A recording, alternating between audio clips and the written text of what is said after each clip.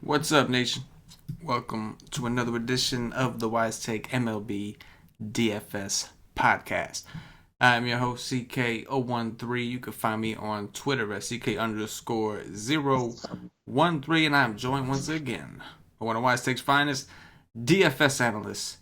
Get down with Mr. Stevie Brown. You can find him on Twitter at Stevie Brown DFS. Stevie, my man, how you doing, bro? Doing great. A little bit of a long day, and it ain't getting any easier looking at this slate tomorrow with some rougher pitchers up top, some rougher pitchers down low, and a lot of options I'm not really liking. But you know, we always make it work. We always dig in deep, so it's gonna be a fun slate. This is gonna go one of two ways. It's either gonna be like where you really got it. We're gonna dig and dig and dig till we find something tomorrow, or we're gonna dig and find nothing and just throw shit at the wall and see what sticks. So, you know. Yeah, I mean, that's what you gotta hope for the best now. Baseball is fun too because like you can always keep diving deeper. Like from a layer, like the first layer always might not look appealing, but you can always look at like pitch types and then ballparks take a big advantage over other pitchers and stuff like that. And especially with, like I said, when I'm looking at about 26 pitchers and I like maybe 4 of them. It's going to be hard to break a lot of these guys down tomorrow. It's going to be fun, though. Oh, yeah. Fun is one word. Fun is one word to describe it. Yeah, fun. It's a very loose word for this slate, but it'll be fun and a lot of work to figure out who I'm going to like, especially for cash games when, like I said, I'm looking at 26 pitchers and maybe 3 or 4 I like so far. So it's tough when on the opposite end. Like, I only like a few pitchers and I don't even like a ton of bats so far. But you mentioned cash games. I feel like, and I'm very, very curious to see who ends up in your cash article tomorrow, Stevie. I'm very, very curious. But I am too. But I'll say this.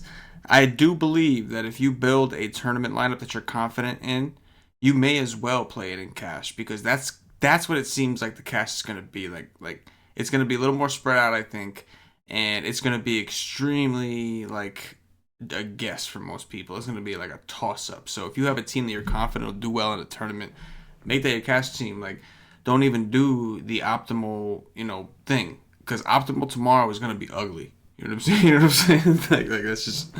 And that's been working out for me a lot so far, too. Like, a lot of people were disagreeing with me so far in the Slack chat and everything. But, like, I think this is the year of paying down a pitcher and paying for your bats where a lot of the chalky offenses are actually hitting well. And it's a lot of the chalkier pitches that aren't doing too well. Look at, like, Verlander against the Rangers and stuff like that. I mean, not Verlander. Colin McHugh the other day who came out pretty chalky. He got lit up by the Rangers.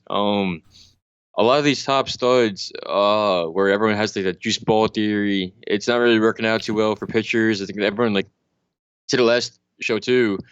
The average ERA in the MLB compared to last year is over like a 1.5 over last year. So it seems to be more of an offensive year compared to a defensive pitching. And I think the answer is like fine. You're not really throwing shit at the fan where you're taking like 2 awful pitchers, but I think it's like time. It's better off where you pay down for safer pitchers, and you're not just taking the dirt cheap ones and jamming in bats, but like you look for the pitchers at the lower end where you like, and you kind of pay up for those offenses in good spots, which hasn't been Coors, but Astros and Arlington's been doing good and stuff like that. Yeah. So really only like Paxton the other day, and I think Verlander when he did versus the Rangers have been the only 2 instances this year where you needed like did the dirty the other night. That was a big one. I think it was a Sunday. Yeah, him too against the Marlins. He did the dirty. Well, here's what I'll say, and Joe has been saying the same thing, and it's funny because you two are you guys and Juan Bond who writes it on every Thursday, but the 3 of you guys cover the cash game content for us, the articles. And you both kind of have the same, and I know you don't have your schedules are opposite of each other, so you don't have a ton of time to talk to each other about it, and you both kind of come to the same conclusion in cash game and prioritizing the bats and sacrificing the pitching, whereas in years past the trend was always to prioritize your pitching in terms of money in cash games, and like I think that we're seeing that swing. I personally feel like we know the MLB did something to the balls to make them more aerodynamic. We don't know what that changes exactly, but they admitted that something was done to the ball to make it more aerodynamic. So we have to wait for, I guess, things to kind of adjust. And I think that over the duration of the season, we'll be more balanced. Where I think there'll be like, maybe the expensive guys will eventually come around. But I do think that for now, you should follow what's been working. And I think right now you're right. What's been working is like you and Joe both said, paying down and prioritizing the bats. That's kind of been working. Maybe when the weather gets hot and we start getting 100-degree temperatures and like really high dew points, and the pricing kind of levels out, then maybe that might be the time to switch back. But in the meantime, I think I agree with you guys, man. I think it's interesting that you both kind of came to that conclusion, at this point in the season. And it's not like I'm sacrificing both my pitchers. Like on DK, at least, like I'll pick a nice SB1. Like the other day, I had like Paxton or but my SB2, on the other hand, like there was plenty of slates last year, and it comes in not only the offenses too, but a lot of the pricing, where we had a lot looser pricing last year and tighter, where everyone like sits around that 4K or so. It's hard to find value. There was plenty of times last year I was able to play two-step pitchers even to go against each other. I remember there's plenty of times they had like DeGrom versus Scherzer, and like being able to confidently play them both, knowing they'd score well with the solid lineup behind them and not have to worry about my salary so much. But first of all, it's not even that possible anymore with how tight the DK pricing's been and value hard to find, where everyone's like every offense is kind of priced up a little bit. And with how risky even taking those top end pitchers have been, I just don't think it's worth sacrificing those great offenses for the bats. Like other day, I played Jordan Zimmerman in cash. Did he do great? No, I think he got me like 8 to 10 points. But the whole theory for me was if I could play Zimmerman plus the Astros offense, which went off. That's when Altuve, Bregman, Correa, Springer, they all did really well. I think it was in Arlington too. Versus paying up at pitcher and have to sacrifice. I think it put me on like the White Sox or Detroit bats at the time. I think that sacrifice to play Zimmerman plus the Astros offense was a lot better than going more expensive pitcher and having to settle for a weaker offense where it's a lot of the offensive like breaking the slate at this point. And it worked out because like I had Altuve home runs, Bregman too. I think they went back to back or so. But yeah, main point is I think like don't go crazy. Tomorrow I'm not saying you fucking play Stratton and Bettis and then play whatever bat you want. But I'm saying you can play like Eflin or Quintana and then go down to, which you'll hit on, obviously we're going to go into it now, like someone like Loizaga or something like that, and have your bats where you don't need to go like both Maeda and Quintana and sacrifice all your bats. But that's going off on a little tangent there. Let's go right into tomorrow's slate. Yeah, man. Now that we're nice and warmed up, let's go ahead and get into it. It's a huge slate. The pitching options, as we discussed, aren't pretty.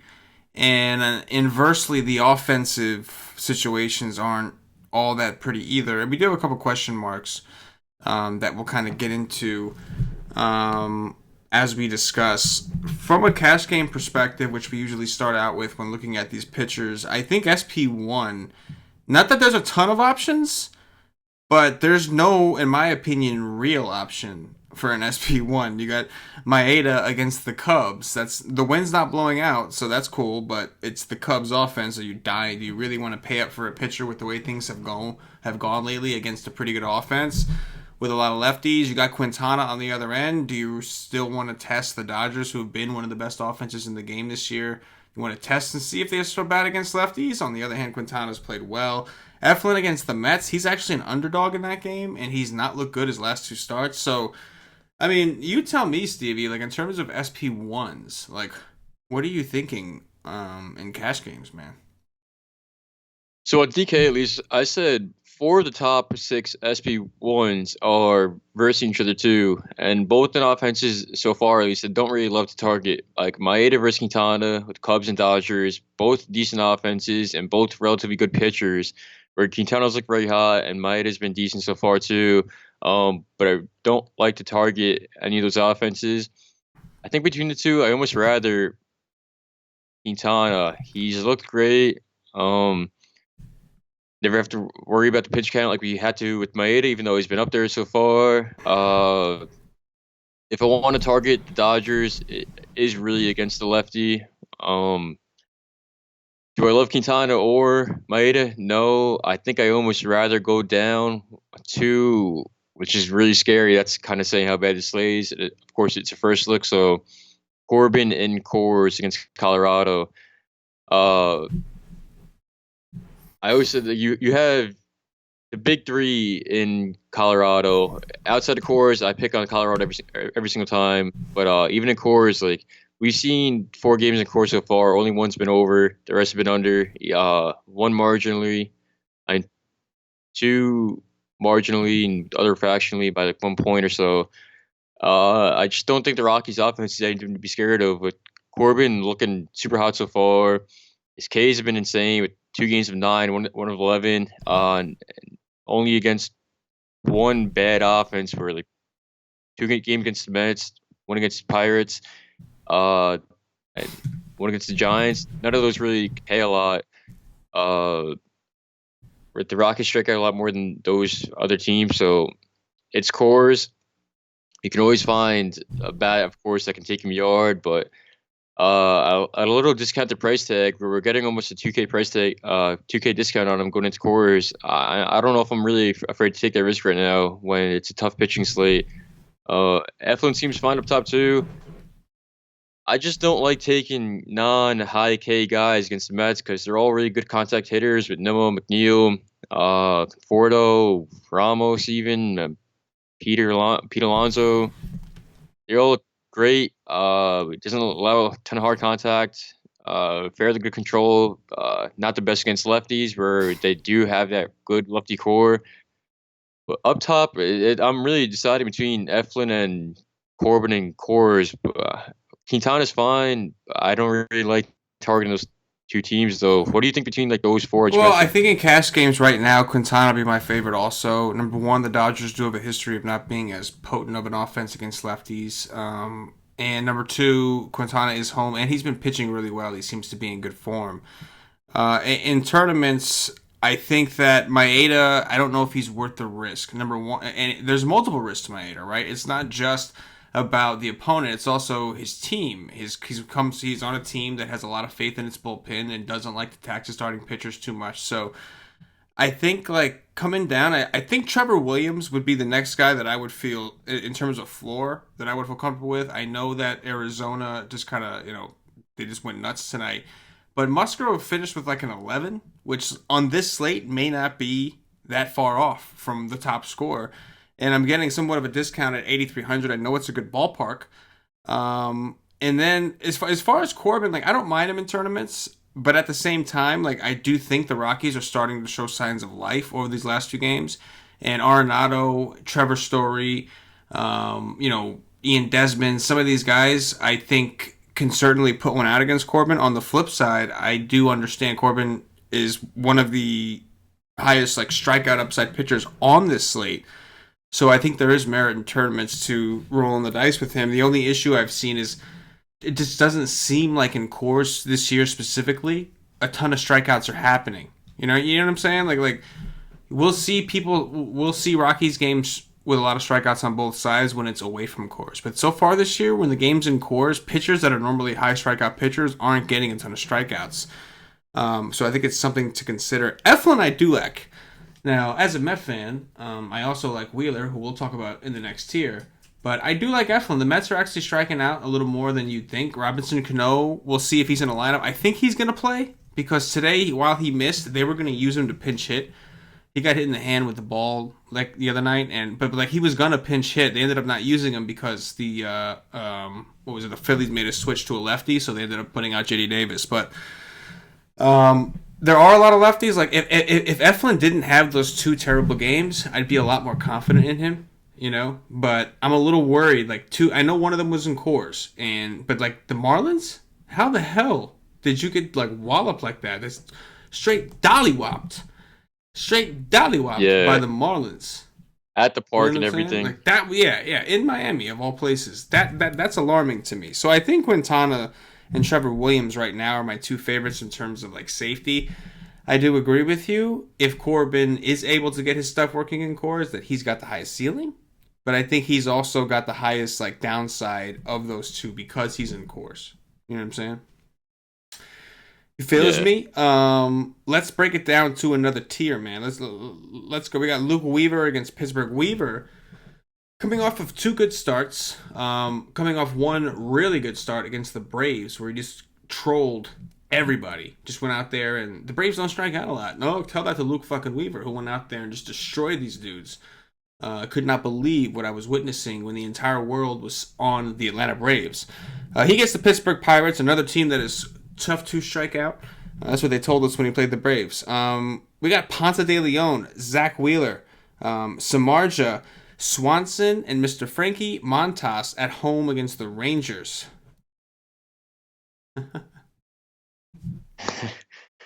So Montas I wanted to like because how he's looked pretty decent so far. Got a little bit of a park upgrade, but his splits against lefties are so poor. His K percentage drops a bit, walks a little more of them, and then he just gives up an abysmal amount of hard contact and a lot more fly balls. And we know the Rangers have actually been against any pitcher too. Kind of scary to target so far.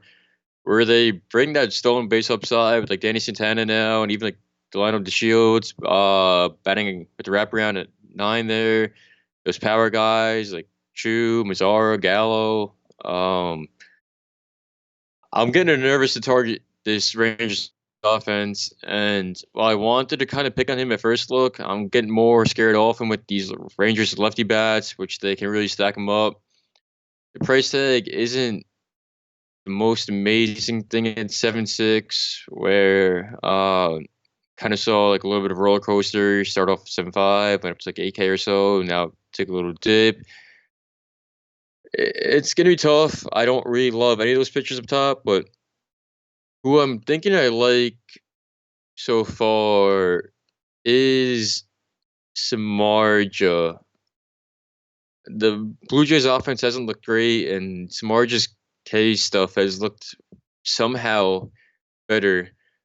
It just scares me. He hasn't been going really deep into games, although it hasn't been super necessary. Like even when he allowed, like had a shutout game, he only got extended into 90 pitches or so. Like even if he's doing well, um, I think it kind of caps his upside. Which honestly, like we said, it almost might not be the worst thing anymore with pitchers getting blown up all the time. So if he gets me like 15 points and gets out, I might not even complain about that. But against the Blue Jays offense, I might even go there at 7-8 on a slate that's a little bit more rough for pitchers. Zach Wheeler comes into a little bit more rough of a matchup, but the only really lefties you should see are Bryce Harper and Cesar Hernandez, where he has some pretty nice numbers against righties, like limits hard contact, fly balls, fair K rate, and nice control. A lot of people think that course hangover is a real thing, and we're looking at day 2 of that. So Wheeler is one guy I might consider at that price tag, even though, again, do I like targeting that Phillies offense? No, and he's kind of looked great and bad so far this season. But on a paid slate that's really rough for pitching so far, he's one of the only guys that kind of stand out if you look at it from a macro sense. So Wheeler, Samardzija, in that price range. Yeah, I think of this price range, Wheeler would be my favorite too right now, going up against Philly. I know their offense, like you said, a little more potent than some of the other ones in that area, like the Blue Jays. But I think Wheeler is a better quality pitcher than a lot of the guys in that area.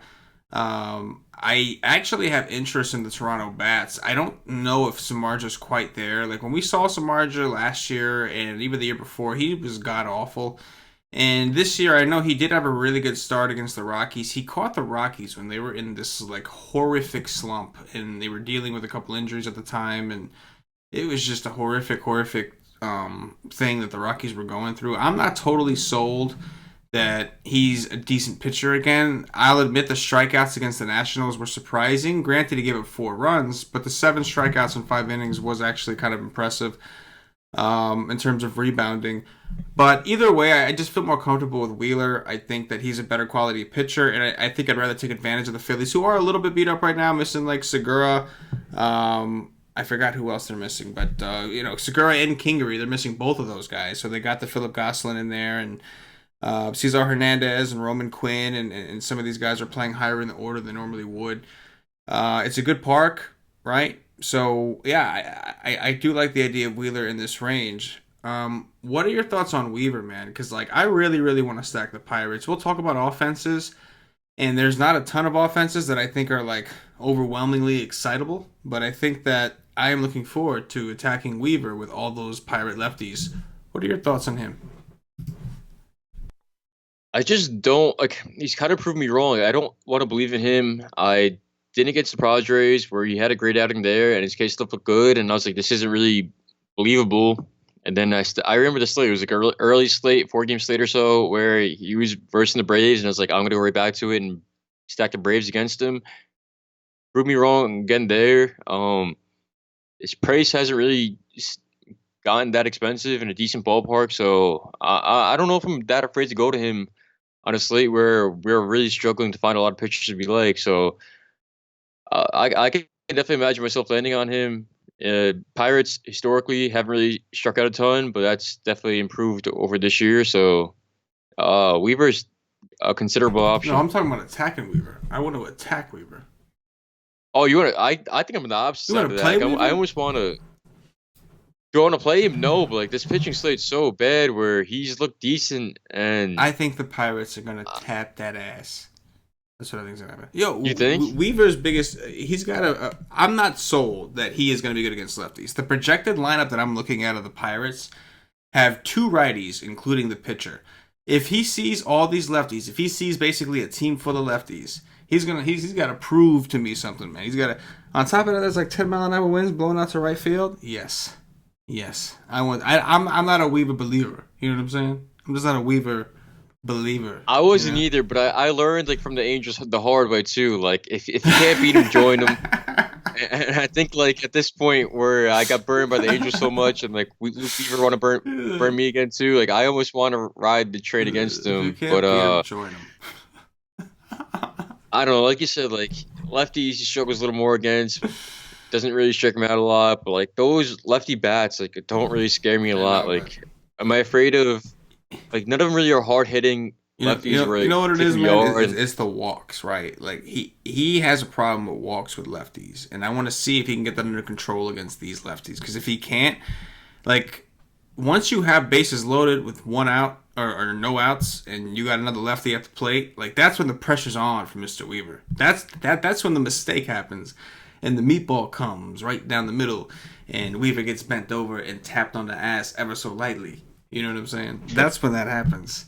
Yeah, we'll see what happens. I do want to. It definitely becomes better on like a non-whip site like FanDuel, where like you don't really get punished for like hits and walks allowed. Yeah. That gets a little better, but I don't know, man. That Pirates offense doesn't scare me at all. Like I said, there's no really power threats, especially those lefty power threats to be scared of. Like I'm not fucking afraid of. Oh no, I'm with you. It's definitely not a play for the Pirates. It's more of a play for me. It's a play against Weaver. You know what I'm saying? He's so cheap on FanDuel too. He's 7-4 on FanDuel. It's not a whip site. Like on FanDuel, it's fucking scary to say it because like I said, I was all on board, bro. Targeted him all season long. I feel like he wants to come back and bite me in the ass for targeting him. So I can't beat him, join him, and go 7-4 and FanDuel. I doubt it'll happen, but I would love if he was chalk. I doubt he will be because like he's an underdog. Yeah. And I think people will go with the quality names, but I don't know. I don't know. Like I can't up top so far. The chalkier guys, obviously Quintana and Medic because the price tags, like how raw elite they are. But like, Quintana, I like, but otherwise up top, like Wheeler, like we said, it's fine. I don't think there's a super chalky option. Is there anybody below Montas, like in the cheap seats? I know you had mentioned. I always call him Lasagna, and I'm going to continue to call him Lasagna. We've got Thornton at home against the Giants on the other side of the Samardzija game. Nick Marjavicius is only 6'9", and he's actually a favorite over Seattle. Seattle, one of the hotter teams in baseball, are underdogs coming in here. They got Swanson pitching. But Marjavicius only 6'9". Any interest in any of these dudes? Ian Nova, maybe just because like Baltimore again, like they don't really have a ton of power threats, and if they want to kill you, it's because you're gonna BABIP you to death. He's a lot better stats against righties where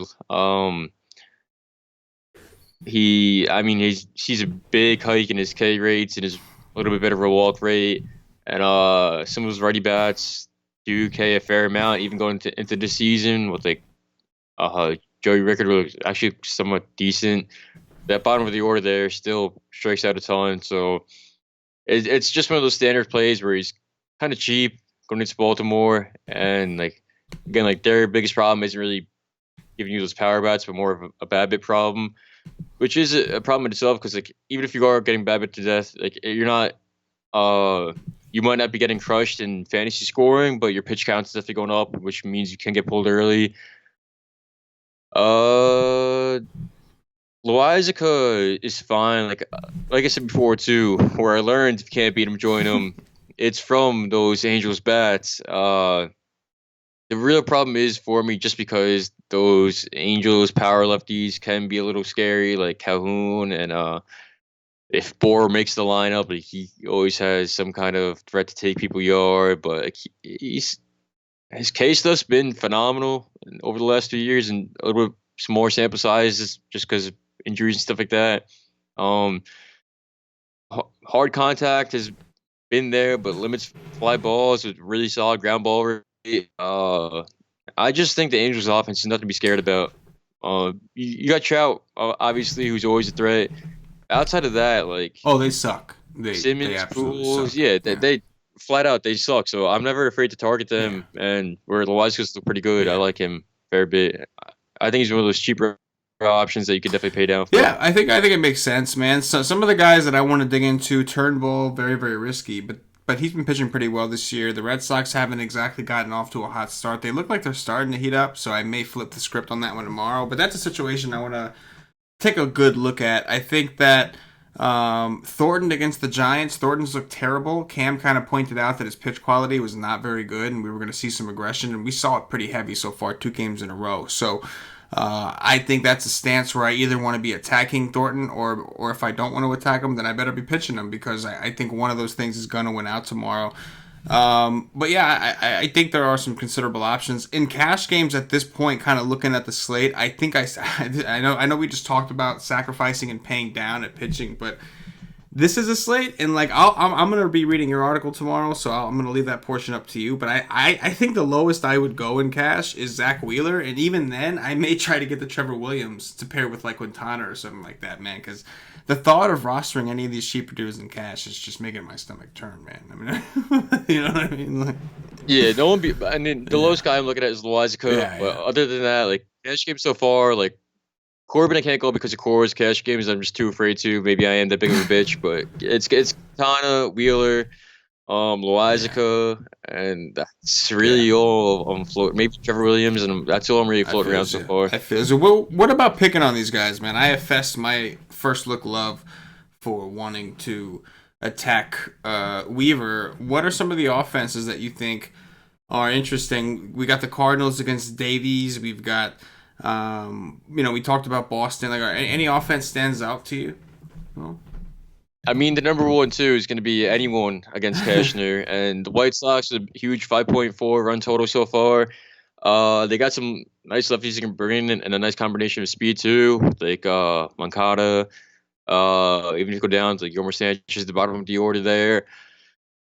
The White Sox have been priced up a little bit. Where we see like on DK, like Yohan Moncada is like 5K, and like Lori Garcia is 4.5 leading off expected. But this one I usually, in that big of a run total, don't mind going to the wraparound stack with like Castillo, a catcher where it's always an ugly position, Yomer Sanchez, and then bring it back around like Lori Garcia and Yohan Moncada. Yeah, that's definitely one spot I'm going to be going to. Yeah, I mean, I think that makes a lot of sense. White Sox, again, projected for a high run total. I think we'll see them with some higher ownership tomorrow. Today they were pretty highly owned. Abreu was really highly owned. He went nuts. But yeah.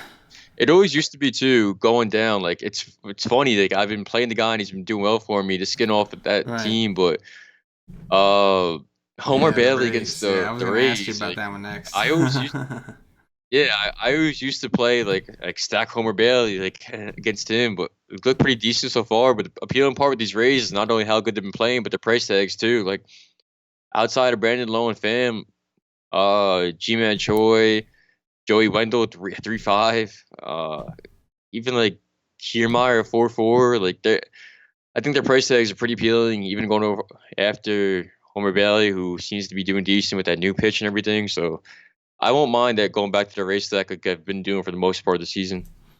Yeah, dude. I think I'm with you, man. Homer Bailey's look really good, but I don't think he's seen quite as an explosive offense as what the Rays are looking like right now.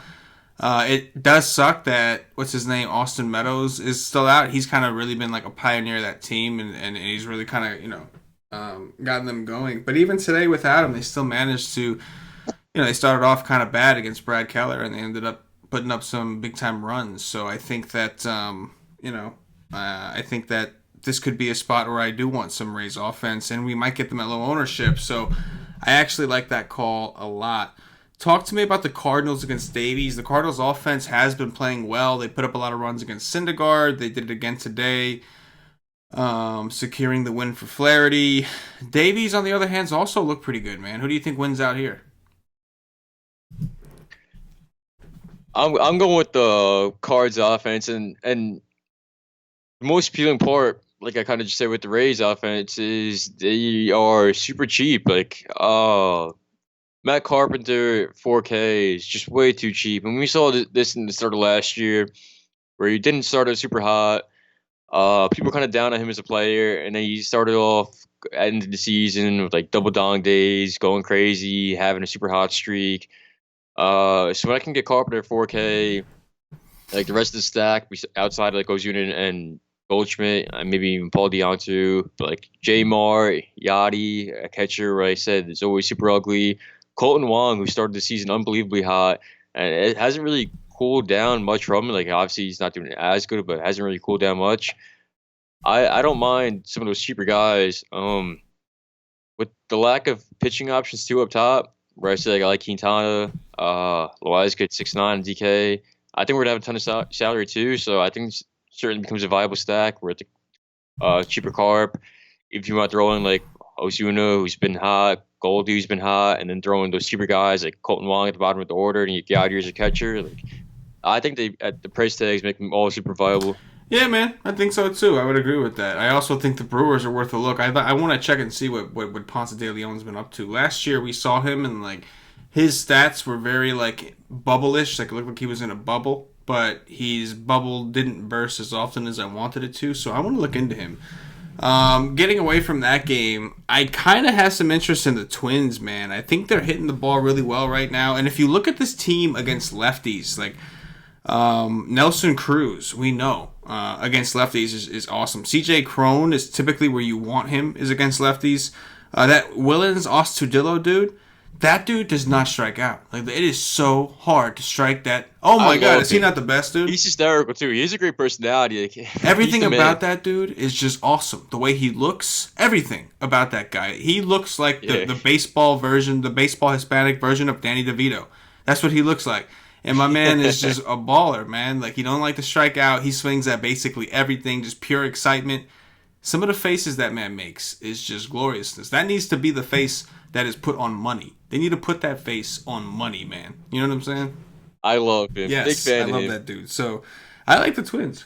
I definitely like those Twins too. If he makes lineup, he's appealing, but I think really pioneers the Twins offense, which goes underrated in all of MLB, is like how like versatile they are with being able to switch around in the lineup between like going back and forth between like righties and lefties or so.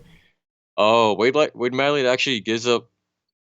He's like when most people think like, oh, left-handed pitcher, let's attack the right-handed batters. He's not as good to lefties as he is to righties. Like, more fly balls, more hard hits, less Ks, more walks. And not for nothing, but the lefties of Minnesota, yeah, you prefer them against righties, but Kepler and Rosario are two lefties that can hit. You know what I'm saying? Like, so I think that's interesting too to include them as a part of the stack. I like the sound of that. And like you said, once those are two players, if they're in the lineup, that once the right-handed bullpen comes in, not only does their platoon all of a sudden become favorable, but they're not coming out of the game if Righty comes in. Like, you know what I'm saying? So that's a good point. Yeah. That's a good point. Wondering who's going to be pitching for the Rockies, because that's kind of a big one. If it was Bettis, I think we would have loved the Nationals today. If it was Bettis, like, give me the Nationals all day. Bettis did pitch in relief today, so I guess it's not going to be him starting. Curious to see who that is, but that's going to be an offense that we're going to want to keep an eye on in Coors.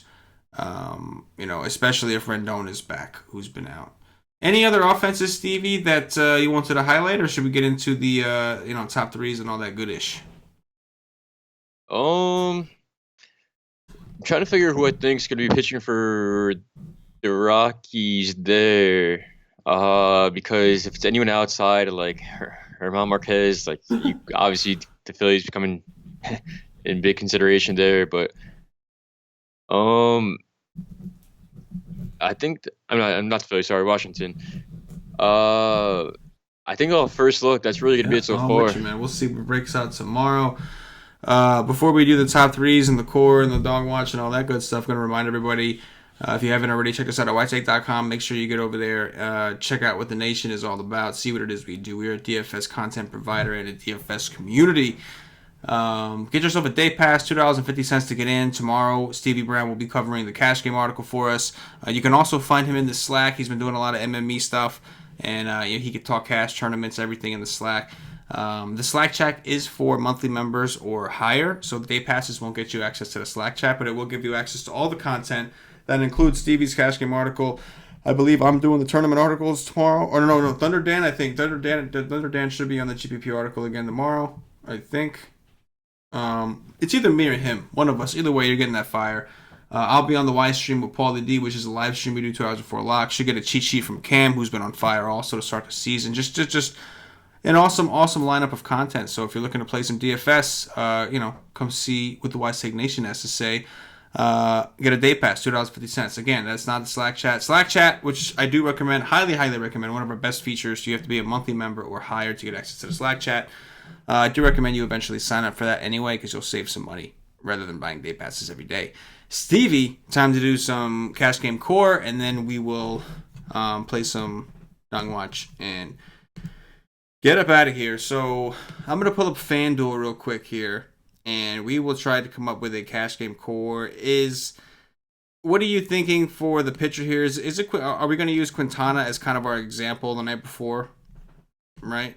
Yeah, I think on a DK, he's up top, and he's fair. Like, obviously, he's not the greatest price going to Dodgers, but he's fair price there. And on DK, he's priced as SB4, 8,300 there. So I definitely like Quintana. I like that too. He's 8,300 over there too. It's actually a really good price for him. On DraftKings, he's 9 and that's just crazy expensive. In terms of like studs, is there a particular stud that you think you want to prioritize right now? I think some of the offenses that we spoke about. With like the White Sox, that might be a good place to start. Do we take a shot on Moncada, or do we go back to Abreu, who was chalked today? I'm thinking because it's a righty, we go back to Moncada. What are your thoughts? Yeah, Moncada's fine. I like him a lot, especially DK. Like, I'm gonna say we could stacks, but like, the White Sox can be one of my favorite stacks. Obviously, their run total's high, but their price is definitely appealing there. One thing I got to point out to you, dude, go on FanDuel, just look at Bryce Harper's little Abby. Oh my gosh, I know. Whoever did that, you were awesome, because that is just hilarious to me. The ultra close zoom in. Kind of browsing around now for some value, some guys that are maybe underpriced. I actually don't mind maybe a Robbie Grossman as an outfield punt option. Well, I'm sure something better may open up tomorrow, but he's 2,600 against Lance Lynn. We know Lance Lynn is a guy that can struggle against lefties. What do you think, man? I think that's a good price. Yeah, that price tag definitely. I mean, I like Lance Lynn for the little bit he was on the Yankees last year, but he doesn't. He looks about 50 pounds heavier this year, and not the same pitcher, so. I'm always fine taking a There's no doubt about that. So FanDuel, Quintana, Moncada, and Grossman sounds like a song or a law firm. Flipping it over to DraftKings, we got Quintana. SP2, who do you want to go with? Do you want to go down to Joey Lasagna? Or Joey Lasagna, yeah, I'm all over him at the price tag too. I'm all over anyone against the Angels pitchers. Give me some There Loizaga you go. tomorrow night. I like him So a you lot. say Loizaga. I've heard somebody else say Loizaga. Am I I don't wrong? know. I don't know if you're wrong. I don't know if you're Oh, wrong. I don't, I've heard some people say both. I was gonna ask you what the correct pronunciation was because that's why I call I'm him pretty sure, lasagna because it's just number one, I love food. Number two, I love lasagna. Number three, it looks to me on a very quick glance like lasagna. I thought it was Loizaga, but the best part about it is that's why you say lasagna. Like you go to people with Giannis and his last name when he first came to the league, Antetokounmpo. Like you had people just calling him Giannis or ABC because of how long his Yeah. last name is. Like you find some nickname. You can't fuck the guy's name up. The guy from the Padres, Oh like yeah. I'll call Marge. Like I can't. Just don't expect me to pronounce Oh. that. I'd be able to tell you I can and I mean, everything, but we refer to Giannis thanks to Cash and DFS. We refer to Giannis as Big, yeah, Big D. Big D. If you know what that means, you better get into Slack and find out. Better ask somebody. So I hear you, but okay, I can dig it. The Angels are terrible. You can't beat them. Join them. I like that. That made me laugh. So we'll go with that. Moncada. I am digging it. Right. I think it's either Moncada or Arenado tomorrow. I can see Arenado becoming trendy. I think he had a pretty good game today, and I know it's Corbin, but people have this like love affair for Arenado against a lefty in Coors, and so I wouldn't be surprised if he got some love. And he's only $200 more than Arenado. I tell you what, I'll probably try to figure out which one of these is more popular and take the other one in tournaments. But for cash games, what do you think, Arenado or Moncada? Who do you prefer? Oh man, I mean, I guess those cash games you got to go to Arenado and Coors and everything. Yeah. For the White Sox, I'm looking at a little bit of those cheaper guys like Yoel Moncada at 3.5. No, Moncada. Anyway, I always like taking Who big. are you talking about? Moncada is the one that Moncada is expensive as all hell. Which one are you talking about? I mean, Yolmer. Yomer Yolmer. Sanchez. Okay, Sorry. okay, here we go. Yomer Sanchez All right, 3.5. listen, Yeah, Yolmer. he's the one against Cashner. Like I always like taking switch hitters. Anyone like these high totals offenses who's cheap, I always like taking because they should see a little bit more of an at bat I boost. can And dig it. So you know what we'll do? like, We'll go he's back in the FanDuel one and do the same thing. I'll plug in a Yolmer, right? 2,500, nice little punt action. And we got Arenado on both sites now. So, and then we'll use, I'm sure Grossman's probably cheap. Yeah, 3,600, not great. But yeah, okay, so there you go. Quintana, Loizaga, Sanchez, Arenado, Grossman. Not bad for a first look core. This is a first look core. Go to YC.com and register to see who Stevie Brown is really recommending in cash games tomorrow after he's done his research. But yeah, we'll do that. So basically, Arenado, Sanchez, Quintana is the main three from both sides, and we use Grossman as a value for an example. But we'll see if we can replace him with somebody better tomorrow. Top three, Stevie. Who are your top three pitchers tomorrow? If you could find three. oh man, yeah, give me Quintana, Loizaga, and I'll sacrifice and go with. I'll take the ballsy move and go There you Corbin go. Coors. I will go with Quintana as well. I'll go with Zach Wheeler, number 2. I really don't think I prefer to give a number 3 at this point, but if I had to pick one, I will roll. Oh God, this is terrible. Trevor Williams, there you go. Trevor Williams, where you been all my life? I'm looking for you. Stacks, top 3 stacks. What do you got? It's gonna be, of course, the White Sox. You brought it up. I like Yeah, that me twin too, man. stack I like that. Dig it. fair bit too. And then like I said earlier, where I don't think they're priced appropriately enough, the Rays against. I'm with you, man. I'm digging the White Sox. I'm digging the Twins for sure. And the Rays. I like the thought of going after the Rays against Bailey, who's had two interesting, like somewhat soft matchups. No offense, but your Yankees are beat up right now. Yankees are really beat up right now. I mean that's a fact, bro. That's no opinion there. That's All fact. day. We'll do some dong watch. By the way, Stevie, your camera has just moved. We are getting a nice view of your wall right now. But there you go. We'll do some dong watch, Stevie. Who's hitting home run tomorrow, man? Home runs. I want to pick a twin here because I like the Twins a lot. I'm gonna go with Eddie Rosario. I like that. Lefty on lefty. It's I like it.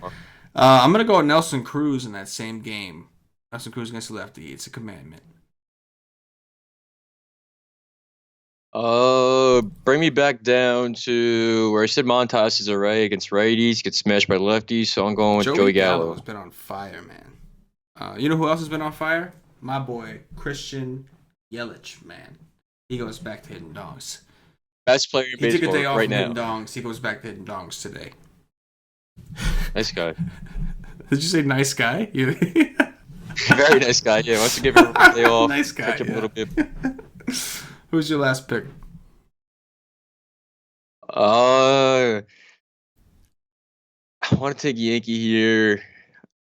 I'll go with my boy who's actually been stepping up. Everyone's been stepping down or getting hurt. Clint Frazier against Stratton. We didn't really talk about Stratton tomorrow, but both sides of the plate gets a shit ton of hard contact, fly balls, and everything. So I'm going with Clint Frazier. I will go with Yoan Moncada, and that is going to do it for the White Steak DFS podcast. If you're watching on YouTube, please click that thumbs up, that like button, subscribe to the channel. If you're watching on Facebook, give us a like and a share to support the White Steak Nation. If you're watching on Twitch or Twitter, give us a follow, give us a retweet. And if you're listening to us on Podbean or iTunes, give us some 5-star reviews, help us up those charts. Stevie, anything in closing before we get out of here, bro? That's going to be it, bro. Obviously, it's the first look, but like I said, pitching doesn't seem the most easy thing tomorrow.